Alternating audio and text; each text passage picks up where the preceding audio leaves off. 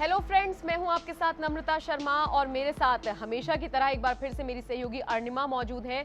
और देखिए, big boss 14 की जितनी भी लेटेस्ट अपडेट्स हैं या फिर जो अपकमिंग अपडेट्स हैं वो तो हम दोनों आपके लिए लेकर हाजिर ही हैं। साथ ही साथ कल के एपिसोड्स में क्या हुआ है उसकी हाइलाइट्स भी मैं आपको बता देती हूँ। उसके बाद अर्णिमा आपको और डिटेल से बता देंगी, क्योंकि मैं अगर इन्हें बिग बॉस का एक्सपर्ट कहूँ तो गलत नहीं होगा। देखिए, छोटी छोटी चीजों पर अपडेट्स पर नजर बनाए रखती है सिर्फ इसलिए कि आप किसी अपडेट से ना चूकें। देखिए, सबसे पहले अर्णिमा, कल मैं अगर ये कहूँ कि घर रहा है झगड़ों वाला घर, क्योंकि देखिए बहुत झगड़े हुए हैं कल। कैप्टेंसी टास्क के दौरान जैस्मिन राहुल का झगड़ा हुआ, राहुल जान का झगड़ा हुआ। इसके अलावा और छोटे छोटे झगड़े जो कविता को, जैसा कि आपने कल भी बताया था, कविता बहुत ज्यादा बॉसी बनी हुई है, शार्दुल से फिर एक बार उनका झगड़ा हुआ है।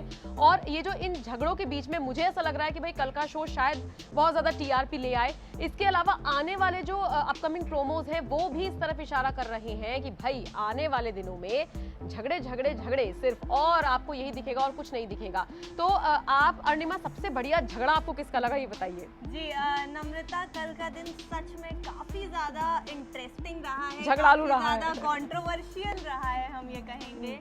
क्योंकि जितने झगड़े कल के दिन में हुए, मुझे लगता है इस पूरे सीजन में अभी तक इतने झगड़े इन टोटलिटी भी नहीं हुए हैं जितने कल कर दिए गए। लेकिन कल का ये जो टास्क था, जो कैप्टेंसी बचाने वाला टास्क था, कैप्टेंसी कविता कौशिक को बचानी थी, बाकी लोग को कैप्टेंसी के लिए लड़ना था, ये जो बेसिकली टास्क था ना, इसने काफी लोगों की दोस्ती का टेस्ट लिया है। काफी लोगों की दोस्ती जो लोग क्लेम कर रहे थे कि हम लोग के बीच में कनेक्शन बहुत अच्छा हो गया है, बॉन्ड बहुत अच्छा हो गया है, इसको काफी ज्यादा एक परीक्षा थी ये, एक बिग बॉस की हम लोग कह सकते हैं। और जिसमें मुझे लगता है कि कोई भी घर वाला खरा नहीं उतरा है। जितने झगड़े हम लोगों ने देखे हैं, जितना ज़्यादा हम लोगों ने बॉसी बिहेवियर कविता कौशिक का देखा, उसके बाद भी वो जो आग लगा रही थी कविता कौशिक, उसके बाद भी कहीं ना कहीं वो चीज़ें ऊपर नहीं निकल के आई थी। लोग आपस में कनेक्शंस बनाए हुए थे। पर ये जो कैप्टेंसी टास्क हुआ नम्रता, इसके बाद कई लोगों की दोस्ती आने वाले दिनों में टूटती हुई नजर आ रही है। तो जो झगड़े की आपने बात करी कि किसका झगड़ा सबसे ज़्यादा इंटरेस्टिंग था, मुझे तो लगता है कि जैस्मिन का अग्रेशन सबसे ज़्यादा इंटरेस्टिंग था। क्योंकि राहुल वैद्य के ऊपर जिस तरीके से अभी तक पूरे घर ने टारगेट किया हुआ है, और जब जैस्मिन का गुस्सा फूटा उसके बाद जो माहौल घर का हो गया, वो काफ़ी ज़्यादा देखने वाला था। शायद सारे घर वाले सहम गए हैं। अब जैस्मिन से भी बात करने से पहले थोड़ा सा सोचेंगे। और देखिए, अभी तक हम उनको बहुत ज़्यादा शांत स्वभाव वाली लड़की, क्यूटनेस और इस तरह के टर्म्स, एडजेक्टिव्स उनके लिए हम यूज़ कर रहे थे। यकीन मानिए, कल का एपिसोड अगर आपने देखा होगा तो आप भी इस बात से हमारी इत्तेफाक रखेंगे कि भाई जैस्मिन जो जब फटती हैं तो बहुत बड़े तरीके से फटती हैं। और जैसे कि अर्णिमा ने भी कहा कि भाई लोग अब सोच समझ के बोलेंगे, कुछ भी उस लड़की को नहीं बोल देना। और खासकर निक्की तंबोली, जिसका सबसे ज्यादा झगड़ा स्टार्टिंग के डेज में देखने को मिला था। एक अलग ही गेम प्लान देखने को मिला है अच्छा, कल के एपिसोड में। जिस तरीके से उन्होंने जान से बात करनी एकदम से बंद कर दी, उन्होंने अच्छा, जान के साथ अपनी दोस्ती में दूरियां बना ली। उसके बाद जो बाकी उनके ग्रुप के लोग हैं, उनके साथ वो थोड़ा सा करीब आती हुई नजर आई, उनकी करीबियां दिखी, और वो अब अपनी गेम स्ट्रैटेजी चेंज करती हुई नजर आ रही हैं। वो अब जान से दूर होकर के बाकियों के करीब जा रही हैं। कहीं ना कहीं उनको इस बात का अंदाजा है कि अगर वो जान से दूरी बना लेंगी तो हो सकता है, क्योंकि देखिए जान के लिए भी मुश्किलें तो कम नहीं हो रही है। एक तरफ उनको अगर नेपोटिज्म की बात कही गई है, उसके बाद वो डेंजर जोन में भी चले गए हैं, एविक्शन में भी आ गए हैं, तो मुश्किलें तो कम नहीं है। तो निक्की तंबोली यहाँ पर थोड़ा सा सेफ गेम प्ले कर रही हैं, और ऐसा गेम कल पहली बार निक्की तंबोली का मुझे तो पता है अर्णिमा क्या लग रहा है, जैसे निक्की ने सिंगल हैंडेडली स्टार्टिंग के डेज में खेला था, जब से वो दोस्ती वगैरह में फंसी है ना, उनका मुझे लग रहा है गेम ही डाउन होता जा रहा है। वो अब मुझे ऐसा लगता है, देखिए नम्रता, कि वो दोस्ती की बदौलत आगे बढ़ने की कोशिश कर रही है कि वो किसी के साथ कनेक्शन बनाए, वो दिखने लगेंगी। पर वो ये भूल गई है कि जब वो स्टार्टिंग में आई थी तो निक्की तंबोली अपने आप में एक अलग चेहरा बन गई थी। निक्की तंबोली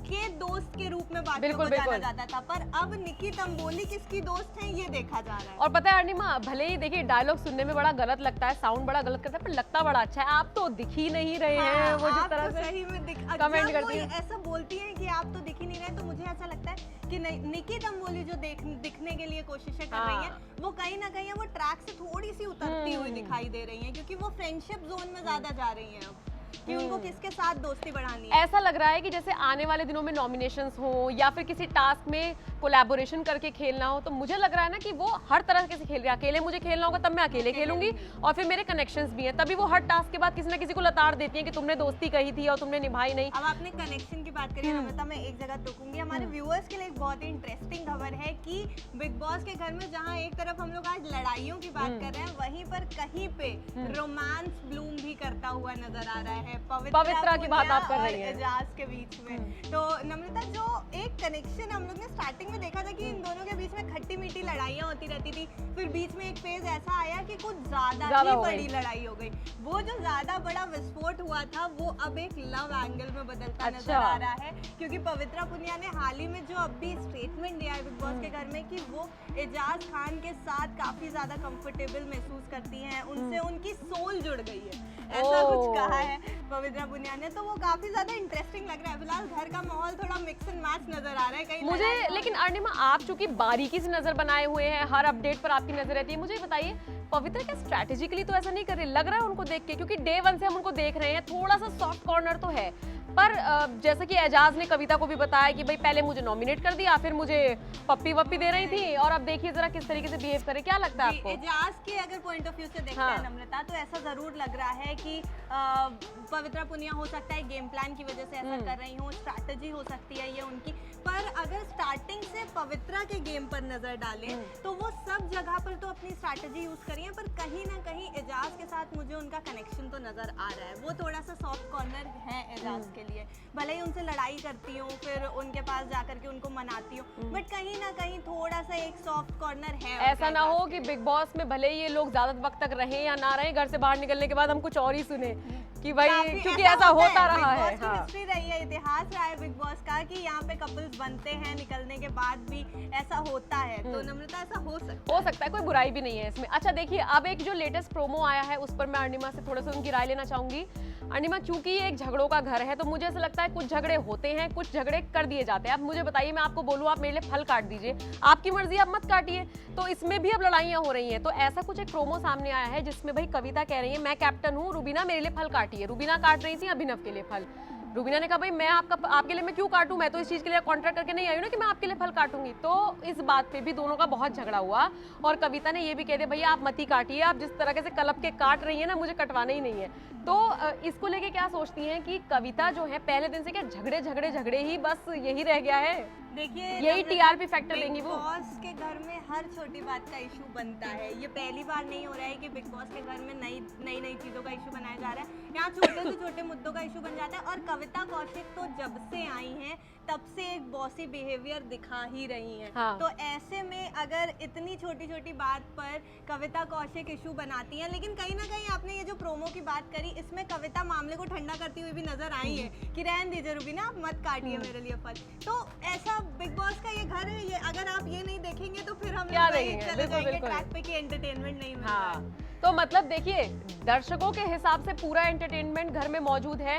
हम बाहर भले ही कितना कहें कि यार वो किस तरीके से लड़ा है, सलमान भले ही स्टेज पर आकर कितना ही कहें कि भाई वो किस तरीके से लड़ा है अर्णिमा, लेकिन 100 बात की एक बात कि भाई जितने झगड़े घर में दिखेंगे और जो लोग झगड़े करेंगे, बढ़िया जाएगा शो। और शायद इसी फिलॉसफी पर, इसी चीज पर, इसी थीम पर काम चल रहा है।